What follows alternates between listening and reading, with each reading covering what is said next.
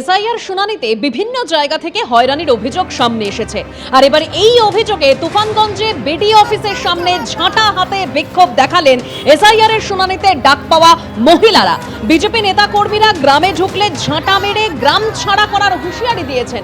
কেন তাদের এই বিক্ষোভ, অর্থাৎ মহিলারা তারা কেন বিক্ষোভ দেখালেন, আরো বিস্তারিত আমরা জানবো আমাদের প্রতিনিধি শুভেন্দু ভট্টাচার্যের কাছ থেকে। শুভেন্দু, দেখো, যেটা অভিযোগ যে মহিলাদের যে বিভিন্ন ভাবে তাদের হেনস্থা করা হচ্ছে, বিভিন্ন শুনানিতে যাদের যেসব মহিলাদের ডাকা হয়েছে আজকে তারা সেখানে আসেন এবং ঝাঁটা হাতে বিডিও অফিসের সামনে যেখানে শুনানি চলছিল সেখানে তারা বিক্ষোভ দেখান।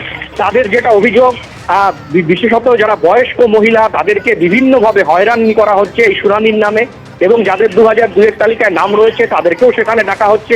এই ধরনের হয়রানির বিভিন্ন অভিযোগ তুলেছেন তারা, এবং তাদের দাবি যে বিজেপি এটা চক্রান্ত করছে, বিজেপির চক্রান্তের জন্য এই ঘটনা ঘটছে, এবং বিজেপি কর্মীরা যদি গ্রামে যায় সেখানেও তাদেরকে ঝাঁটা দিয়ে তারা করা হবে, এমনটাও কিন্তু হুঁশিয়ারি দিয়েছেন মহিলারা। যদিও বিজেপির দাবি এটা পুরোটাই তৃণমূলের চক্রান্ত এবং তৃণমূল কংগ্রেসের মদতেই স্থানীয় কিছু মহিলা এই ঘটনা ঘটিয়েছে।